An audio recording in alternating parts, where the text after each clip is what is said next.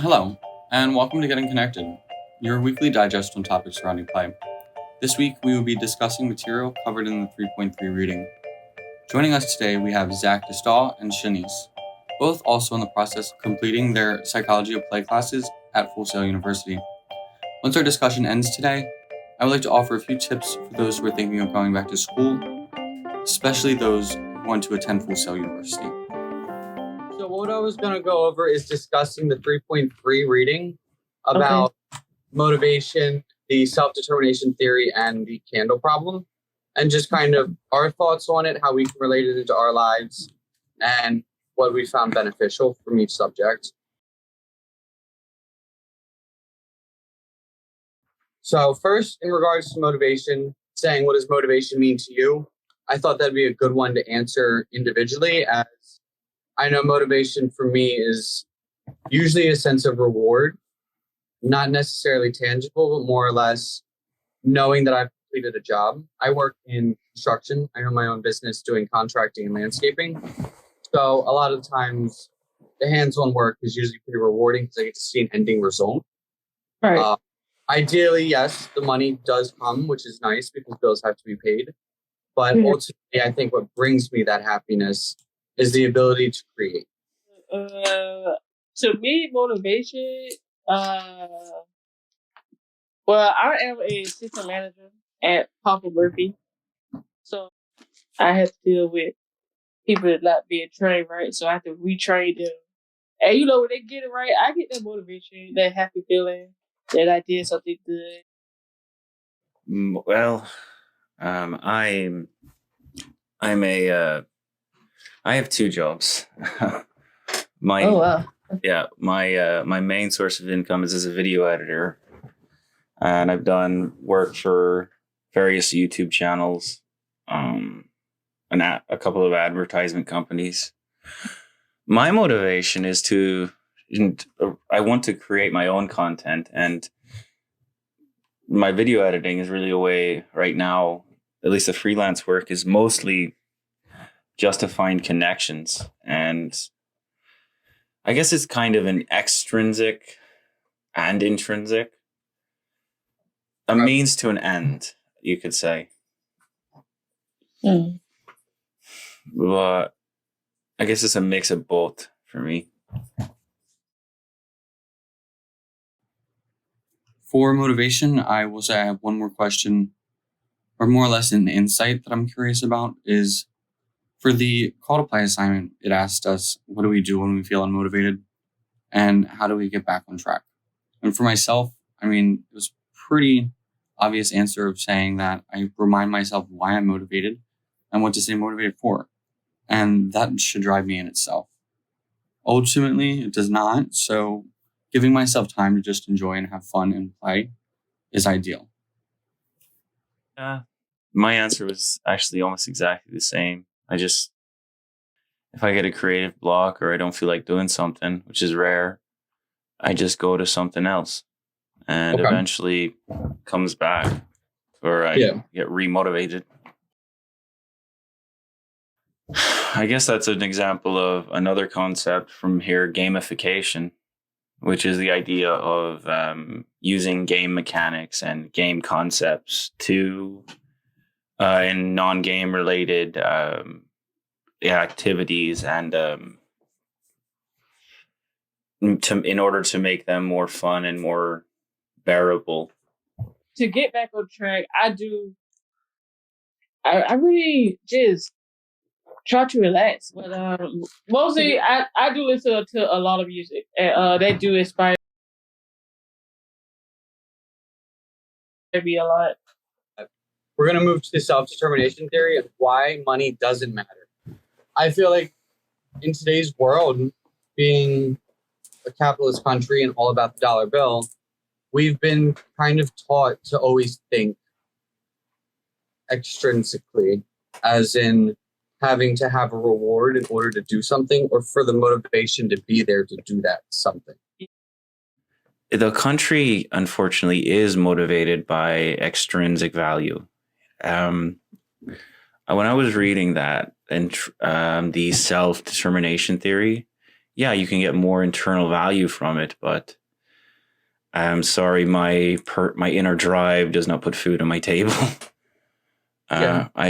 Unfortunately, I agree with the idea of intrinsic value and self-motivation, but I think the real matter of it is it's just, for the most part, not possible, at least without being very lucky. Yeah, I guess in that sense, it would be, for something that you would do intrinsically, would be more of a hobby or a talent that you would end up making. Like, if we're talking about the basis of surviving on life and making a living, I know a lot of artists who enjoy what they do with making their art, but they make it out of passion. Yeah. Right. So I think the jobs in the arts would definitely be a little bit more of intrinsic value. I do have one other thing I did want to say about this particular theory, the self-determination theory. Okay. I don't think school is a good proving ground for it, or is a good. I guess proving ground would be the best term for it. Because you always have that overhanging extrinsic drive of, if I don't do my work, I will fail the assignment. And it's an assignment, already attaching external or extrinsic value to it. You can try to gamify it. You can try to find intrinsic value with it. But ultimately, it's always going to be an extrinsic value. I would like to add my 2 cents of what you guys just said. Do you guys remember that YouTube used to be a place where you just go after school and look at videos, laugh? You know what I mean? Like how old? But now, if you look at YouTube now, it's just that they do it for the money. Dude, I will be honest. A lot of how I make my money is part of YouTube. Mm-hmm. So, and a lot of people do. I'm gonna have to disagree with that sentiment. Maybe those are the videos that are getting pushed to at the moment. But there are a lot of creators who are actually not necessarily doing it for the money, but the money allows them to. There is a lot of that. Yeah, I can Film Riots, short story form, Nerd Forge, the guys who did Team 4-Star, at least early Team 4-Star. Okay. If you're looking at like just gamer videos, yeah, most of them do it just for the money, like Let's Plays. But I think there's a lot of value in like Call Me Chris, if you've ever seen. She's a real popular one on TikTok, and she moved over to YouTube.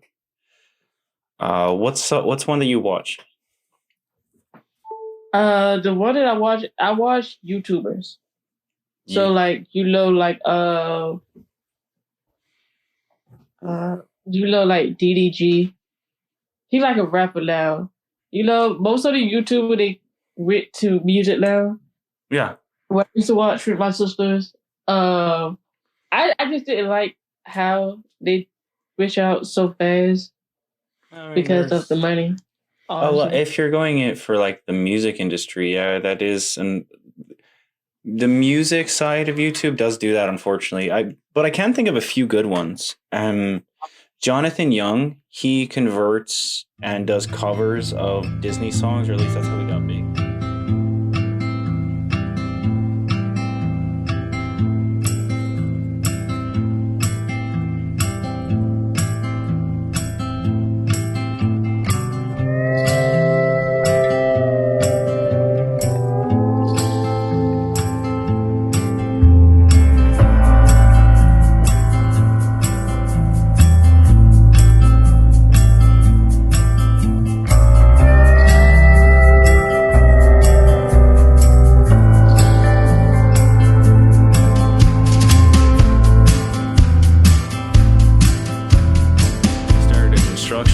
I assume that you enjoyed construction for a while, at the very least. I was good at it.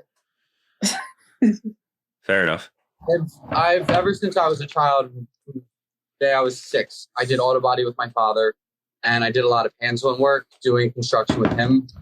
So right when I turned 18, I actually formalized my own company. And at first it was, of course, just small jobs, but I moved out to Colorado and I've lived in California.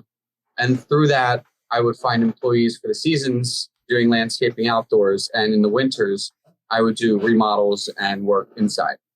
And so through word of mouth and everything, one client talks to the next, which is great. It's free. And it just kind of picked up, and that's where my life decided to take me. I will say there's a lot of value in word of mouth. That is where that's where I get most of my income, is from word of mouth. Well, I think we that's another concept in at least I don't think it's this week's reading, but it's one of the previous readings, like who you know versus what you know. Yeah. And I think it's 80% who you know and 20% what you know. At least in general. At first, it has to be what you know, because you have to develop a certain expertise in order for people to talk about you. So the two are not mutually exclusive. I do agree, because it's all about what who you know, and there's some people out there that's like even smarter than you would think, but they will still pick the people that they know because they can trust them. We're piggybacking off of that. That kind of speaks to why you're doing construction, or why you started it, because it's what you know. Yeah, you know and trust that industry. Mm-hmm. Exactly, and it's a lot easier to go with what you know than to take that chance and I guess go on the ballpark of it, which is why I'm actually doing graphic design, because I like to sit now more in the office, which is where I sit today, and do more of the designs and talk to clients, do the contracts, do the administrative work now. Because although I'm only 26, doing this for so long, my body's going to fail me at some point in the future. To keep on to, I guess, the subjects at hand, I'm going to go over to the candle problem. And what are your opinions off of it? And I know it says, here's your question of the, I briefly remember it. I have to read over it again. The candle experiment is, there's a candle and a box of tacks in front of you. Yeah, matches in a candle. Yeah, stick the candle and the box to the wall facing upward. Yeah, without letting it grip on the table. Yeah. Okay. I would just, immediately when I saw that though, you just pretty much, what kind of box is it? Is it wood? Yeah, if they don't show you the they explain it without showing any pictures. Yeah. And then they show you a video of it. I'm like, well, what kind of box is this? Is it a crate? Yeah. Is it made of cardboard? What is it? It's pretty much a tack box. Yeah.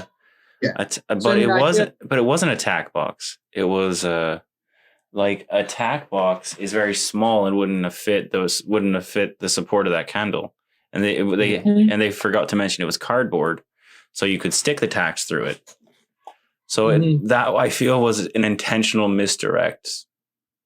Yeah, well, and that's the issue is there's a lot of variables, of course, but it says at the end, the answer is to stick the candle up straight and put it in the box, which should make sense, seeing that obviously the box won't catch on fire and cause there to be a leak. Now, that being said, what do you see the benefit of that project to be?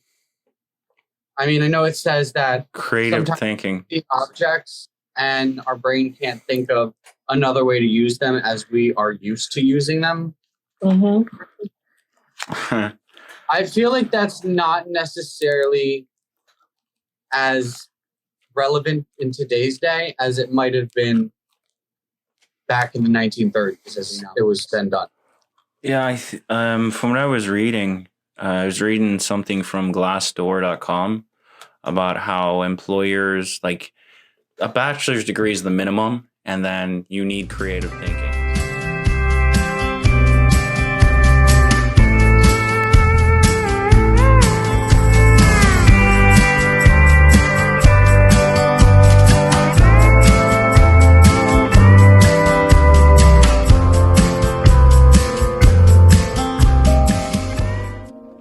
So, as promised at the beginning of this, as once I finished this, I did not realize that on the quest, it did say to have a podcast with you and your classmates talking about what you would recommend or say to a future student of Full Sail. So here I say that now, as deleting that entire assignment after completing it would have been quite upsetting. Nevertheless, what I would say to a new student who's coming to Full Sail or wants to come to Full Sail is to look into your resources and to speak with anyone that you can for admissions or from admissions, because that's actually kind of what sold me on it. And I know that can be a little scary at times due to the fact that they do sales. That's what they have to do. They need to get people in. It didn't seem that way to me. And for that to be the case was the most comforting part, because it is a lot, and that much money can become very threatening or scary. So ask for help. It's okay to seek it and to utilize your resources. And also, it's important to realize the network that you can create at Full Sail. I think that's one of the most valuable things that it has available to you, is the people that you can meet and the things that you can learn from those people are astronomical, as knowledge is power. And I would want to use that knowledge to help further my future. And ideally, I would have liked to have made a podcast in regards to that. And I think the way that I went through making this podcast still went quite well. Unfortunately, we spoke of a discussion that was a bit different than what I thought it was. But to the future student, I would say to not beat yourself up when you're down, and to make sure that you just speak with your instructors and let them know what's going on. Perhaps you didn't read something or there was a misunderstanding, whichever it may be. Be open and say what you're thinking, because you have to. And, well, for the instructor who sat through and watched all of this, if you did, I'm going to be making a time where this starts at, and maybe you will watch through the whole thing. If so, I have to say thank you. It's very much appreciated, as this took much longer than anticipated. But lesson well learned. Pay attention.